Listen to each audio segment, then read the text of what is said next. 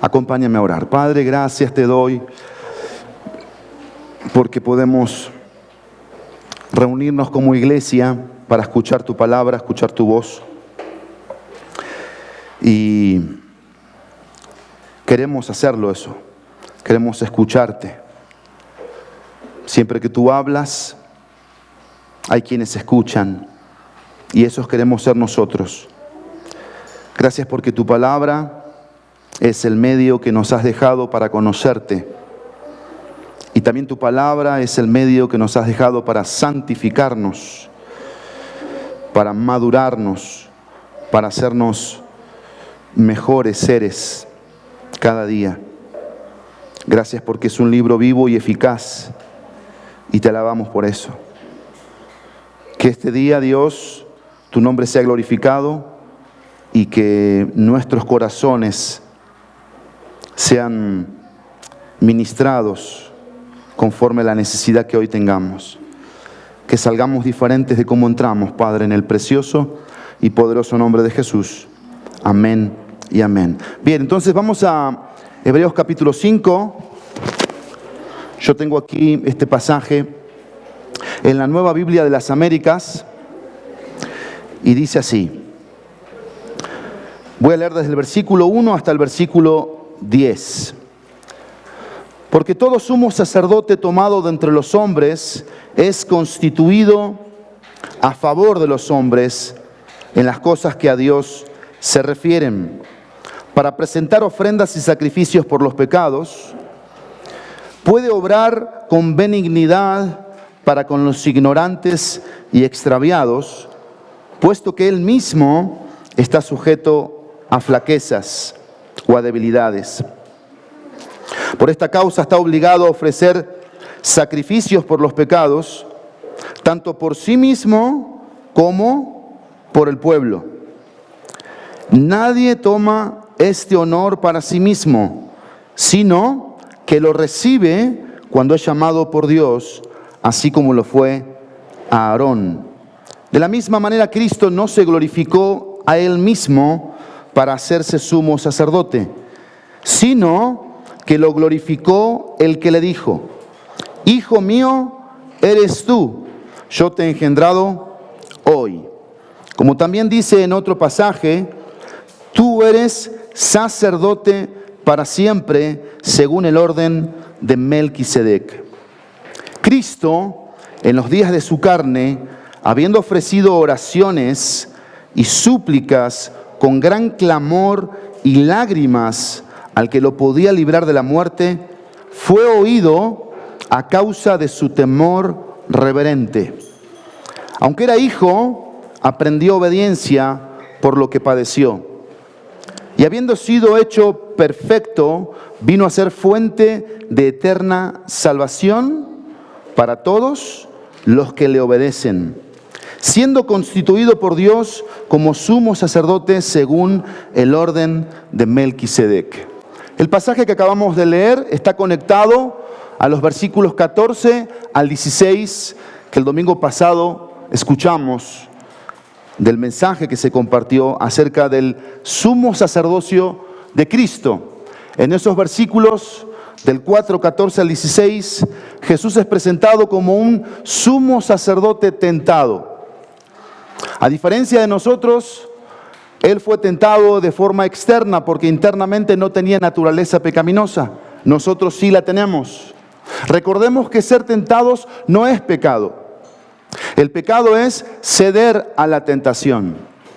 Y Jesús tenía ciertas tentaciones como nosotros de ¿cómo sería esto si pasara, si yo lo hiciera? Por ejemplo, si yo mintiera, ¿qué pasaría? ¿Qué pasaría si yo desobedeciera?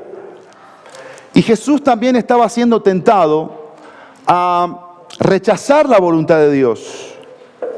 Estaba siendo tentado a abrazar los placeres también que este mundo ofrecía. Y Jesús continuamente, constantemente sabía que sí era una posibilidad. Pero Jesús todo el tiempo respondió no. No a la tentación. Jesús resistió Jesús rechazó la tentación.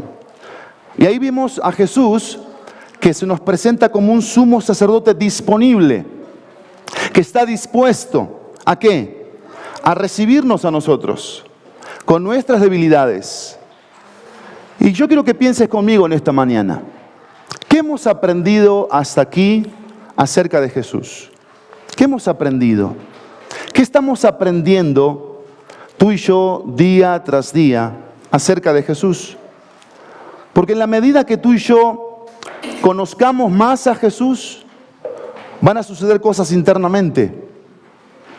En la medida que tú y yo conozcamos más a Jesús, van a suceder cosas internamente. Y esas cosas, una de esas es que Jesús va a generar una conciencia en nosotros de cómo debe ser nuestro actuar, cómo debe ser nuestro vivir, nuestro andar. Ese proceso de santificación, ese valor de lo que es el Evangelio, de lo que Él hizo por nosotros. ¿Por qué digo todo esto? Porque tenemos enfrente un pasaje que nos invita a pensar seriamente en nuestro cristianismo. Pensar seriamente. Hasta aquí, ¿qué cristianismo estoy teniendo, viviendo? Y me encanta este pasaje.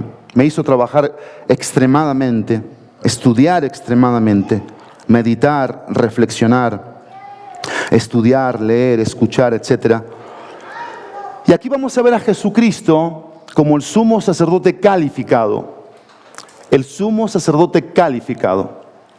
Y vamos a ver 4 cosas que lo presentan a Jesucristo como sumo sacerdote calificado. Y esto nos va a llevar a conocer más a Jesús, estar conscientes de quién es Él, entender su naturaleza, su esencia, su majestad y su gloria. Sumo sacerdote significa lo siguiente. Sacer significa sagrado o santo. Sacerdos es que ha recibido, esto es muy importante, ha recibido y al mismo tiempo ofrece una dote, ¿sí? Un don sagrado. Y la idea aquí, que Él es el mediador entre un Dios que exige que su ira justa, su santa ira se aplaque, ¿sí? Y para poder tener comunión con ese Dios que exige esto. Y Él es el mediador, este sacerdote, entre Dios, ¿sí? Y nosotros como pueblo. Entendamos de una vez, no habían 2 sumos sacerdotes. Esto era culturalmente, en el pueblo judío no habían 2 sumos sacerdotes, no habían 3, había uno. No habían 3 o 4 reyes, había un rey, un solo rey. No elegían 2 o 3 para ver cómo les iba. Había un rey, como había un sumo sacerdote. Dice el versículo 1, porque todo sumo sacerdote, y aquí vamos a ver en primer lugar por qué era calificado, tomado, dice ahí el versículo 1, de entre los hombres, es constituido a favor de los hombres en las cosas que se relacionan con Dios, con lo que Dios exige. Recuerden que el sumo sacerdote estaba para obedecer la voluntad de Dios. Aquí él no tenía que ejercer una voz de profeta, tenía que ejercer un sacrificio, tenía que presentar un sacrificio en el lugar santísimo, ¿sí? ¿Se acuerdan? Entonces lo que vemos aquí en primer lugar, que era necesario para que sea calificado, que sea hombre. Pero yo quiero llevarte rápidamente al Antiguo Testamento, porque el autor sagrado tiene en mente que a los que le escribe eran judíos. Y los judíos conocían ¿qué? El Antiguo Testamento. Vamos todos rápidamente a Éxodo, capítulo 28. Vamos a ver algunas cosas muy, muy rápidas.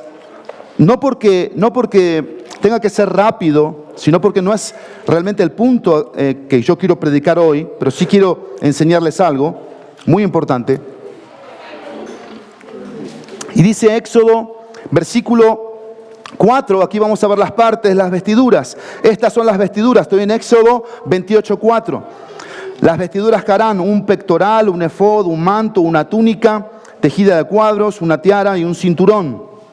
Harán vestiduras sagradas para tu hermano Aarón, para sus hijos, a fin de que me sirvan como sacerdotes. Versículo 9. Tomarás 2 piedras de ónice y grabarás en ella los nombres de los hijos de Israel. Fíjense esto, versículo 10. 6 de los nombres en una piedra y 6 nombres restantes en la otra piedra, según el orden de su nacimiento. Versículo 12. Pondrás las 2 piedras en las sombreras del efod, ¿sí?, como piedras memoriales para los hijos de Israel, y Aarón llevará sus nombres delante del Señor sobre sus hombros por memorial. Viene la chamba del sumo sacerdote. Vayan imaginando esta escena aquí. Versículo 21. Las piedras serán 12, según los nombres de los hijos de Israel, conforme a sus nombres. Serán como las grabaduras de un sello, cada uno según su nombre, para las 12 tribus. Versículo 29. Aarón llevará los nombres de los hijos de Israel en el pectoral del juicio, es decir, sobre su corazón, en su pecho, cuando entre en el lugar santo, continuamente por memorial delante del Señor. Ya vayan viendo la dinámica aquí del sumo sacerdote, ¿sí?, lo que hacía, y a quién llevaba y en dónde lo llevaba, qué representaba eso. Versículo 30. Pondrás en el pectoral del juicio el Urim y el Tumim, que eran especies de juicios, y estarán sobre el corazón de Aarón cuando entre en la presencia del Señor. Aarón llevará continuamente el juicio de los israelitas sobre su corazón delante del Señor. Versículo 36. Harás también una lámina de oro puro y grabarás en ella, como las grabaduras de un sello, santidad al Señor. Las fijarás en un cordón azul y estará sobre la tierra, estarán en la parte delante de la tierra. Y el versículo 38 dice, y estará sobre la frente de Aarón, y Aarón quitará la iniquidad de las cosas sagradas que los israelitas consagren en todas sus ofrendas santas. La lámina estará siempre sobre su frente para que sean aceptas delante del Señor. ¿De qué quiero llamar tu atención aquí? De esto. Tenía 2 sombreras, 6 nombres aquí, 6 nombres aquí. Y también tenía en el pectoral, en su pecho, los nombres de las 12 tribus. Eso significaba todo el pueblo. Todo el pueblo, es decir, un solo hombre, piénsalo bien, un solo hombre representaba a todo el pueblo. Y la idea aquí, del versículo 1 que estamos leyendo de Hebreos, era esa. Un solo hombre, tenía que ser evidentemente hombre porque representaba a los hombres, un ser humano, para hacer lo que este sumo sacerdote hacía, llevar en su corazón a todos sus necesidades, sus pecados, sus miserias, delante de Dios, a través de ese sacrificio, y presentárselo a Él para que sea aceptado. La humanidad de Cristo, dice, de entre los hombres, vuelvan a Hebreos 5.1, y a favor de los hombres. No sé si te acuerdas en el capítulo 2 que vimos, versículo 17, 2.17 dice, por tanto estoy en Hebreos, tenía que ser hecho semejante a sus hermanos en todo, a fin de que llegara a ser un sumo sacerdote misericordioso y fiel en las cosas que a Dios atañen, para hacer propiciación por los pecados del pueblo. Y eso fue lo que hizo Cristo. Cristo vino, se hizo hombre para entender al hombre, para saber lo que el hombre necesita. Y Él no por él mismo, sino por mandato del Padre, se hizo sumo sacerdote por nosotros y para nosotros. Y vean esta frase que es tan importante en el versículo 1 del capítulo 5. De entre los hombres, a favor de los hombres, y fíjense esta frase, en las cosas que a Dios se refiere. Es muy importante esto aquí, porque el sumo sacerdote no podía hacer lo que a él se le antojara. Recuerden ustedes que hubo muchos sumos sacerdotes, hubo muchas ofrendas que se presentaron y muchas de ellas no fueron aceptadas delante de Dios, porque evidentemente no se hacían en relación a lo que Dios estaba pidiendo. Pensemos en nosotros por un momento. Porque Jesucristo injertó en nosotros un real sacerdocio. Tú y yo somos real sacerdocio. Somos nación santa. Estamos viviendo en relación a lo que Dios quiere, en referencia a lo que Dios quiere, a lo que Dios nos indica. ¿Estamos realmente conociendo la voluntad de Dios? Y aquí hay algo interesantísimo en este pasaje, en este versículo 1, que es dos naturalezas juntadas. La deidad de Jesucristo con la humanidad de Jesucristo. La idea es esta: la deidad de Jesucristo lo hacía capaz de ser sumo sacerdote, pero la humanidad de Jesucristo lo hacía apropiado. Para entenderte a ti, entenderme a mí, esto es fascinante. Jesús te entiende, Jesús me entiende, sabe qué es lo que necesito. Pero segundo, Jesús como hombre, segundo, dice el versículo 2, vamos a leer la frase final: para presentar ofrendas y sacrificios por los pecados. Era lo que hacía el sumo sacerdote, ¿sí? Y recuerden que en la mente de los judíos había un paralelo. Y el paralelo era Aarón y Jesucristo. ¿Qué está haciendo aquí este autor? Está diciendo que Jesucristo es mejor, es superior a Aarón. Y vamos a irlo viendo en este pasaje. Primero, era hombre, era igual, ¿sí? Segundo, dice el versículo 2, puede obrar con benignidad para con los ignorantes y extraviados, puesto que él mismo está sujeto a flaquezas. Ayúdame, Chachito o Jackie, en ponerlo en la 60, el versículo 2. Me llamó la atención la 60, cómo lo presenta el versículo 2. Dice, para que se muestre paciente, dice, con los ignorantes y extraviados, puesto que él también, está hablando aquí de Aarón, en mente tiene el autor a Aarón, ¿sí? Él también que está rodeado de debilidad.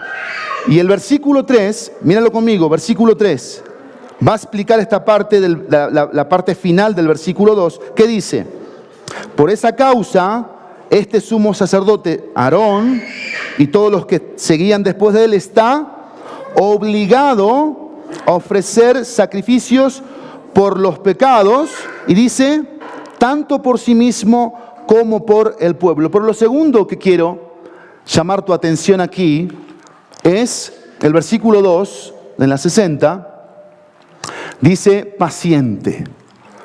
¿Por qué está calificado Jesucristo para ser nuestro sumo sacerdote? Porque Él es paciente. La idea que Él es benigno, Él es compasivo, Él sabe padecer, Él sabe esperar. Su función no es la de un juez, sino la de un mediador. Y a diferencia de Aarón, gran diferencia por cierto, Jesucristo no presentaba sacrificios por sus propios pecados. No presentó sacrificio, por sus propios pecados, sino una vez presentó un solo sacrificio por los pecados de todos nosotros, ¿sí? Y acá hay una idea muy, muy interesante, y esta es la idea, que Él como paciente, como un ser paciente, hacía como la chamba de un abogado. ¿Qué hace un buen abogado? Entiende al que está siendo juzgado, se pone en los zapatos. La idea es esta: se compenetra íntima y profundamente con la condición de los presuntos. Eso es lo que hace, eso fue lo que hizo. Porque no iba a morir por la cruz, no iba a morir en la cruz, por los pecadores, no importándole los pecadores. Y aquí es donde hay tanta diferencia entre lo que hacían los sumos sacerdotes en el Antiguo Testamento. Porque piensa un poquito conmigo, ¿qué cosas pasarían por la cabeza y el corazón de Aarón cuando hacía este tipo de cosas?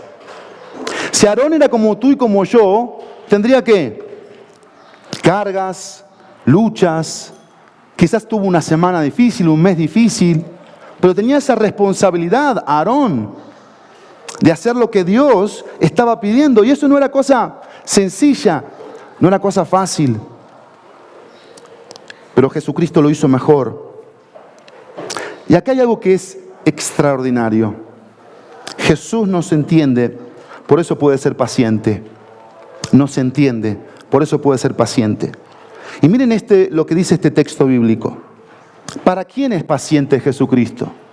¿Con quién está siendo paciente Jesucristo? ¿Con moneditas de oro? ¿Con blancas palomitas? ¿Qué dice el texto? Puede obrar con benignidad para con los ignorantes y extraviados, sí, puesto que él mismo está sujeto a flaquezas, hablando de Aarón, no de Jesucristo, pero no hay mejor manera de describirnos a nosotros mismos que con estas dos palabras. Solo dos palabras nos describen muy bien. Y la idea es esta. Aarón era paciente para una bola de extraviados e ignorantes. Esa es la idea. Era paciente. Ahora, yo quiero que te preguntes conmigo, ¿ignorantes de qué? ¿Ignorantes de qué? ¿Qué era lo que ignoraban? ¿Qué era lo que estaban ignorando? ¿Qué es lo que tenemos que hacer para cumplir con el propósito por el cual fuimos creados? Eso ignoraban. Ignoraban que ellos no eran Dios. El que puso las reglas del juego fue Él, porque Él nos creó. Y nos creó con un propósito. Y ellos ignoraban esto. ¿Y qué es lo que hacían? Buscaban maneras, buscaban enseñanzas, buscaban filosofías para poder autosatisfacerse, para poder encontrar gozo y felicidad verdaderas. Pero ¿qué pasaba con el pueblo? ¿Qué pasó con el pueblo? Se perdía. ¿Qué hacía el pueblo para con Dios? Le daba la espalda. Porque el pueblo pensaba que en sus propias ideas iba a encontrar la forma de vivir con gozo verdadero, con felicidad, con satisfacción. Y vienen aquí las palabras de Pedro en Juan 6. Estas palabras. Porque Jesús les dice ahí, en Juan 6, 60 en adelante, ¿me quieren abandonar ustedes también? ¿Se acuerdan? ¿Me quieren abandonar? Porque ya muchos me han abandonado. ¿Y qué dice Pedro? Señor, piensa conmigo, ¿a quién iremos? Si solo tú tienes palabras de vida eterna. Pedro le dijo esto a Jesús. Jesús, todos nos ofrecen mensajes del aquí y ahora, de la felicidad presente, del gozo presente, de la satisfacción presente. Pero tú nos hablas de un gozo que es eterno. Tú tienes palabras de vida eterna. Y tú y yo compramos esa mentira. Lo que hoy se me ofrece, lo que hoy se me vende para que yo hoy sea feliz y hoy esté contento y seguro, eso es lo que yo voy a comprar. Eso es lo que yo voy a hacer. Entonces nosotros nos perdemos. Abandonamos el plan y la voluntad de Dios por el gozo presente, por la satisfacción presente. E ignoramos que lo que Él nos da es un gozo eterno, un gozo duradero, que no se va a cortar por las circunstancias, ni mucho menos. Pero no solamente eran ignorantes, sino que el texto dice que eran extraviados. Extraviados. ¿En qué estaban extraviados? Estaban extraviados en su propio pecado. El pecado los había cegado. El pecado les había mostrado esa vida sin Dios. Y por eso habían abandonado a Dios, rechazado la voluntad de Dios. Recuerden ustedes Isaías 53. ¿Qué dice Isaías 53, versículo 6? Todos nosotros nos descarriamos como ovejas. Cada cual se apartó por su camino. Y ahí está hablando de seres que saben de la existencia de Dios, pero no creen en Él, no confían en Él. Pero cuando vamos a Filipenses capítulo 2, versículo 21, Pablo describe también nuestro extravío, la causa de nuestro extravío. Y yo quisiera que me acompañen, Filipenses 2. Filipenses 2. Por eso la condición en la que nos encontramos muchos, fríos, apáticos, desinteresados. Yo te puedo hoy hablar y hablar y hablar, y quizás en tu corazón no pase absolutamente nada, y entre por aquí y salga por aquí, o esto te resulte hasta aburrido, hasta tedioso, porque la palabra de Dios no está siendo ese motivo que tú has creído para que estés en ese proceso de santificación, en ese proceso de obediencia, para ser el creyente maduro que debe ser, el creyente que va alcanzando la perfección. Miren lo que dice aquí el versículo 21 de Filipenses 2. Porque todos buscan sus propios intereses, no los de Cristo Jesús. Y eso es causa de extravío. Eso es causa de extravío. Y por eso estaban aquí extraviados. Ahora, mira, aquí hay un cuadro hermoso. Aquí hay un cuadro hermoso. Porque la pregunta del $1.000.000 aquí, ¿qué es lo que necesitamos tú y yo? ¿Qué es lo que necesitamos? Necesitamos un intercesor. Necesitamos un representante. Necesitamos a alguien que nos diga, este es el camino. Por aquí debes ir. Por aquí debes ir. No te desvíes. No te vayas por acá. Mantente firme acá. Y eso lo hace Jesucristo. Eso lo hace Jesucristo. Pero no solamente hombre, paciente, sino que, en tercer lugar, versículo 4, miren lo que dice: nadie toma este honor para sí mismo, sino que lo recibe cuando es llamado por Dios, así como lo fue Aarón. Versículo 5, de la misma manera Cristo no se glorificó a Él mismo para ofrecerse sumo sacerdote, sino que lo glorificó el que le dijo: Hijo mío eres tú, yo te he engendrado hoy. Versículo 6, como también dice en otro pasaje, tú eres sacerdote para siempre, según el orden de Melquisedec. Y aquí vamos a ver lo tercero, de por qué Él es el sacerdote calificado. Primero, era hombre, de entre los hombres, en favor de los hombres. Segundo, paciente, benigno, compasivo, que nos entiende, por eso puede ser paciente. ¿De quién está siendo paciente? De ignorantes y extraviados. ¿Ignorantes de qué? De que estamos para cumplir el propósito de Dios, alcanzar el propósito de Dios. ¿Extraviados en qué? En nuestros pecados. Somos nosotros Dios. Eso es lo que estamos nosotros haciendo cuando rechazamos la voluntad de Dios. Lo que tú me ofreces no es suficiente, tu gozo, tu plenitud, tu satisfacción. Por eso yo voy y busco por todos lados la felicidad, no importando que yo entre en una negociación con tus verdades. Y por eso nos extraviamos, porque estamos buscando lo nuestro propio, no lo que es de Dios. Pero lo tercero es el llamado. El llamado. Y en la antigüedad, como hoy mismo, no era un tema de que este me cae bien y por eso lo voy a elegir. Este me cae bien, no sé, su forma de ser, su cara, su personalidad, me cae bien, por eso lo vamos a poner como sumo sacerdote. No era así. Era un tema de soberanía. Dios mismo lo colocó a Aarón para que fuera sumo sacerdote. Y lo que está diciendo estos versículos aquí es que Jesucristo no se puso solo. Jesucristo fue puesto por Dios, porque no era un tema de autodesignación, ni tampoco por votación democrática. Y piensen conmigo, ¿cómo se manejaría hoy la iglesia de Cristo? ¿Qué tipo de gobierno tiene la iglesia de Cristo? Votemos todos aquí, y si tú ni creyente eres, pero si eres miembro, no eres espiritual, no lees tu Biblia, no te congregas constantemente, ¿puedes votar? ¿Puedes ejercer un voto por algo que tiene que ver con una decisión muy importante para Dios, para la iglesia? Yo no creo en eso.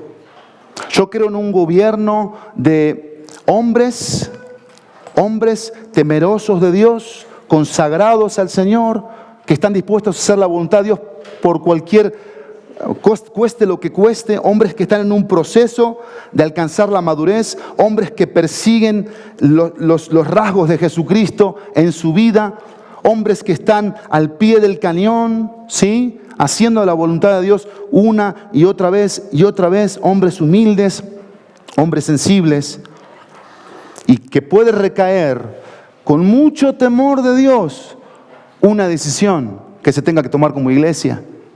Eso no puede recaer sobre cualquiera. Y por eso el llamado. Y aquí lo que está diciendo el autor sagrado es que Jesucristo tuvo un llamamiento divino. Dios lo llamó a que Él fuera sumo sacerdote. ¿Por qué? Vean lo que dice el capítulo 1, versículo 5, para recordar. 1:5 de Hebreos. Porque a cuál de los ángeles dijo Dios jamás. ¿Qué le dijo? Hijo mío eres tú, yo te he engendrado hoy. Y otra vez, yo seré padre para él y él será hijo para mí. ¿Qué está diciendo aquí Dios? Como lo vemos en el versículo 5 del capítulo 5. Hijo mío eres tú. Está diciendo, tú eres Dios. Tú eres Dios. Eres ungido. Porque Cristo ejercía, a través de estas verdades que vemos aquí, un oficio real. Era heredero, estaba sentado en el trono y es rey y sacerdote. Pero todo esto, por voluntad divina. Esto es tan importante aquí. Porque no nos autocolocamos. Yo no me hice pastor. Yo no te dije, mira que yo soy tu pastor. Yo quiero ser un siervo de Dios que haga la labor del pastor, pero yo no me estoy autocolocando un título, porque no me interesan los títulos, y delante de Dios no valen nada los títulos. Delante de Dios lo que vale es la humildad, la santidad, la pureza, la integridad, el servicio, la disposición. Y eso es lo que Jesucristo mostró para venir del cielo a la tierra, hacerse hombre, vivir 33 años y sufrir lo que sufrió, pagar un precio muy alto. Muchos quieren privilegios, pero pocos son los que quieren pagar el precio de bajarse del púlpito y hacer la labor que hay que hacer, visitar, aconsejar, discipular, ir y predicar el evangelio, hacer discípulos, ir a visitar enfermos, ir a las cárceles, estar con los huérfanos, con las viudas en sus tribulaciones, guardarse sin mancha del mundo. Y Jesucristo estuvo dispuesto a hacerlo. Él tuvo un oficio real, pero también tuvo un oficio sacerdotal. Y aquí pone el ejemplo de Melquisedec, que va a ser tocado a profundidad. Hoy no lo vamos a ver aquí por tema de tiempo, por supuesto, porque hay todo un sermón para hablar de Melquisedec en el capítulo 7 de Hebreos. Ahí se va a ver todo lo que es el tema de Melquisedec. Pero déjenme leerles Génesis capítulo 14. Génesis capítulo 14, versículo 18. Primer libro de la Biblia, Génesis 14, 18. Porque Aarón era de la línea de Judá, de Leví, ¿sí? Y Jesús de la línea de Judá. ¿Qué tenemos aquí? Dos líneas, ¿sí? Los sacerdotes, ¿de qué línea venían? De la de Leví, que era la de Aarón, linaje real, ¿sí? Pero Jesucristo no. Y entonces, ¿cómo fue que llegó a ser sacerdote? ¿Cómo fue? ¿Cómo fue que se colocó? Versículo 18 de Génesis. Dice, y Melquisedec, y vamos a verlo esto después también en Hebreos 7, estas características, era rey de Salem, o de paz, sacó pan y vino. Vean lo que dice aquí, él era sacerdote del Dios Altísimo. Esto no era porque él se autoproclamó sacerdote del Dios Altísimo. Dios estaba diciendo esto aquí, de Melquisedec. Sin descendencia, sin genealogía, Melquisedec. Pero miren, tenemos aquí este primer libro, el más antiguo de la Biblia, Génesis. Vámonos 1000 años adelante, Salmo, capítulo 110, 1000 años después.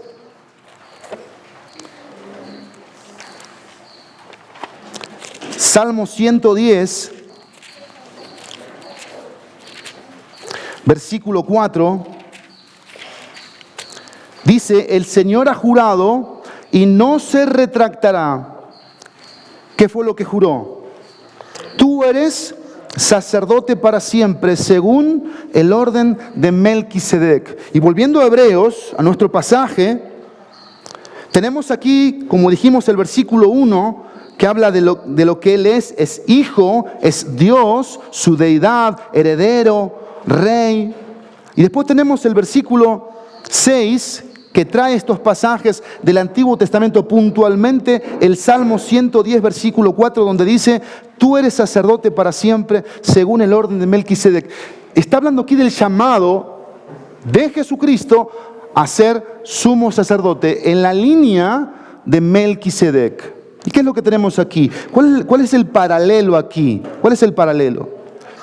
Que el sacerdocio de Aarón, que era de un linaje real también, tenía tiempo, a diferencia del de Jesucristo. ¿Qué significaba esto? Que Aarón murió y los otros sumos sacerdotes también duraban un tiempo, morían y eran reemplazados. No así Jesucristo.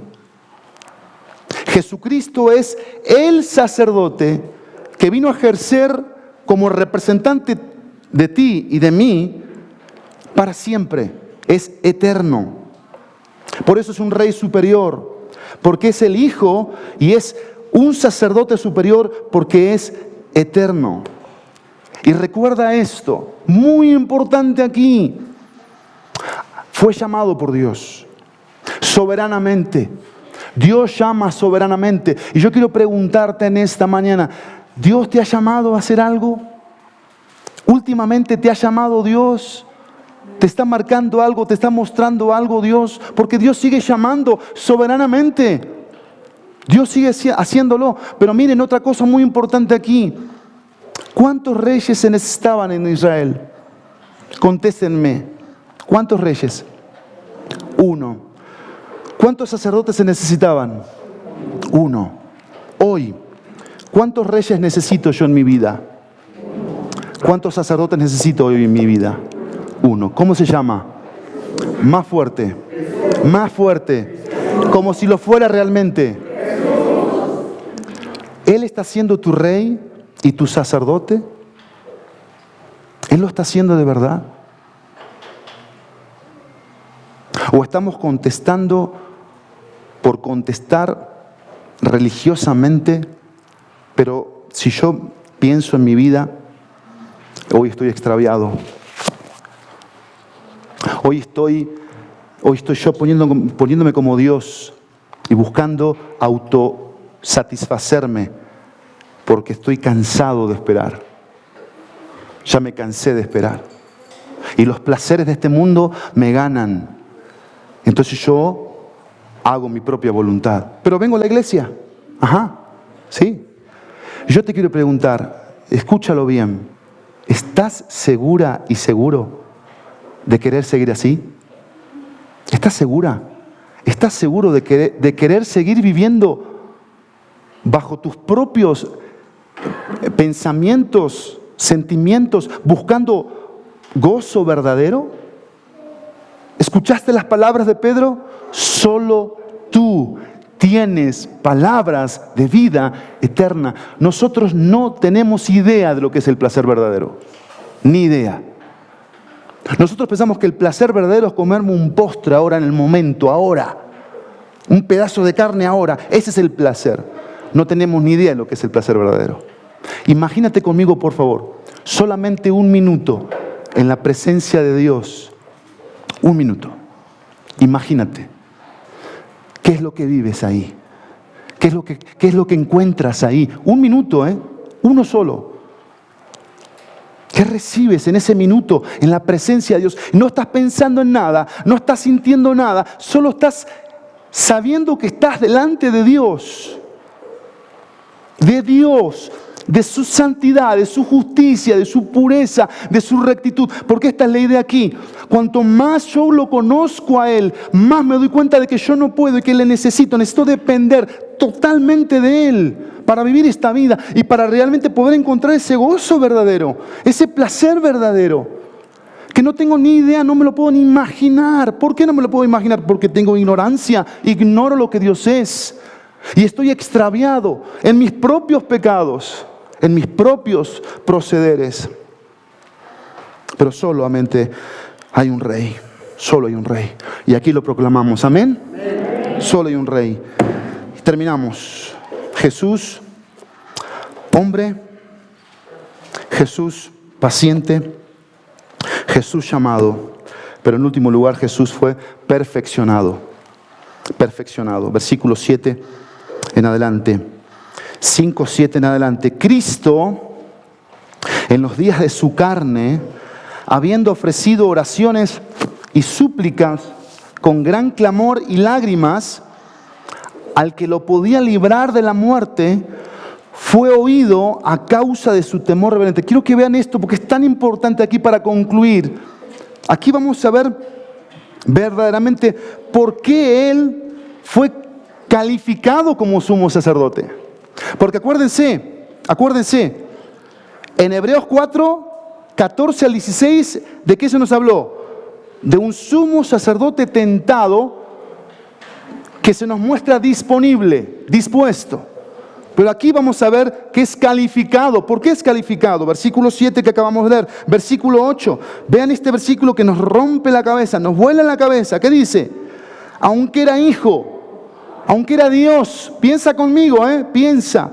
Aunque era Dios. ¿Qué dice? Aprendió obediencia. Esta frase no significa que era desobediente. No era desobediente. Pero aprendió ¿a qué? A cumplir lo que Dios le estaba pidiendo. Versículo 7, ¿qué le estaba pidiendo? Que fuera a la cruz, que cargara los pecados del pueblo, que se sacrificara, que viviera esas horas de agonía, que Jesús ahí en esas horas de agonía tenía un solo clamor, un solo ruego, y debería ser el nuestro todos los días de nuestra vida. Dios, Padre, que no se haga mi voluntad, sino la tuya. Eso es lo que estaba orando, con grandes lágrimas y súplicas al Padre, porque también era hombre, y entendía esto, que para morir por tus pecados, por los míos, y que yo hoy tengo convicción, seguridad de que si yo hoy me muero, me voy al cielo con Él. Estoy seguro, estoy convencido. Cierro mis ojos aquí y los abro allí. Pero porque Él suplicó, clamó, lloró por mí, por ti. Pero con un solo clamor: que no se haga mi voluntad, sino la tuya. Y quiero que entiendas aquí esto, porque esto que Jesucristo hizo, dice el versículo 8, aunque era hijo, aprendió obediencia por lo que padeció. Pero ven lo que dice el versículo 9. Y habiendo sido hecho perfecto, que es lo cuarto, Jesús fue perfeccionado. Dice, vino a ser fuente, ¿de qué? De eterna salvación para todos los que le obedecen. Esa frase es muy interesante, porque la fe y la obediencia están juntas aquí. La fe y la obediencia van de la mano. ¿Qué significa esto? Que Jesucristo, para ser obediente, tuvo que sufrir. ¿Sí o no?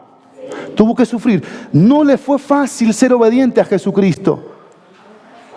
No le resultó cómodo a Jesucristo ser obediente. Tuvo que cumplir la prueba. Tuvo que pasar por la prueba ¿de qué? Del sufrimiento.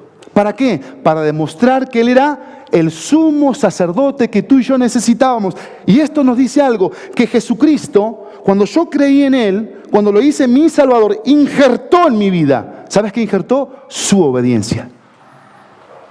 Entonces, si tú y yo no estamos siendo obedientes a la voluntad de Dios, ¿qué clase de hijos soy? Él injertó su obediencia en mi vida. Y Pablo lo menciona varias veces esto. Lo menciona en Romanos, lo menciona en Gálatas. ¿Qué es esto? Abba Padre. Donde el Hijo de Dios en muchos momentos de su vida hace un clamor al Padre para que la voluntad del Padre sea cumplida. Aunque suframos el abandono. Porque yo quizás no tengo muchos amigos. ¿Sabes por qué? Porque tengo a Cristo. He perdido amigos en mi vida que no eran amigos porque me hice cristiano.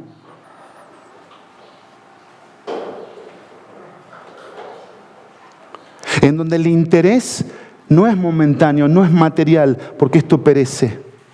Esto perece. Pero somos llamados a la vida eterna que permanece. Porque si hoy te mueres, ¿qué te llevas? No, si te llevas las decisiones que hayas tomado aquí mientras estuviste en tu cuerpo. Y si tus decisiones fueron de desobedecer a Dios, cuidado. Yo no te lo recomiendo. No te lo recomiendo. Una vez leí esta frase y la digo muchas veces. Hoy soy lo que soy por las decisiones que tomé ayer, pero uno demuestra lo que es cuando está solo. Cuando estás solo. Tú demuestras quién eres, qué eres, dónde estás parada o parado. Cuando estás solo. A quién realmente estás siguiendo. Y yo termino con esta pregunta. ¿Cómo sé que Jesús es realmente lo que necesito? ¿Cómo sé que Jesús es realmente lo que necesito? Porque fue tentado y le dijo que no a la tentación. Le dijo que sí a la voluntad de Dios. Siempre, siempre. 2, porque fue obediente. Fue obediente al Padre. Continuamente buscaba esa dependencia. Y esto es un ejercicio, amados míos. Esto es un ejercicio continuo, de obedecer lo que Dios quiere y no lo que yo quiero. De buscar lo que Dios quiere y no lo que yo quiero. Pero en último lugar, porque fue declarado perfecto y eterno representante para su pueblo. ¿Qué representante que tienes tú hoy delante de Dios? ¿Sabías eso? Que así como que había un verdugo, hay un verdugo en la presencia de Dios acusándonos día y noche. Y ese verdugo va y le dice, mandaste a tu hijo a morir por esto, por esta. Mira cómo vive, mira lo que hace, mira por dónde anda. Sí, y ahí está Cristo. Ahí está Cristo. Y el Padre nos ve a través de este sumo sacerdote perfecto, calificado, constituido. Miren esto. La perspectiva de quién es Jesús puede cambiar nuestras vidas. La perspectiva de quién es Jesús puede cambiar nuestras vidas, nuestra forma de ser, de pensar, de sentir, de hablar, de decidir. ¿Quién es Jesús para ti en este día? ¿Quién es Jesús? ¿En dónde estás parada o parado? ¿En quién estás parada o parado? Eso hace toda la diferencia.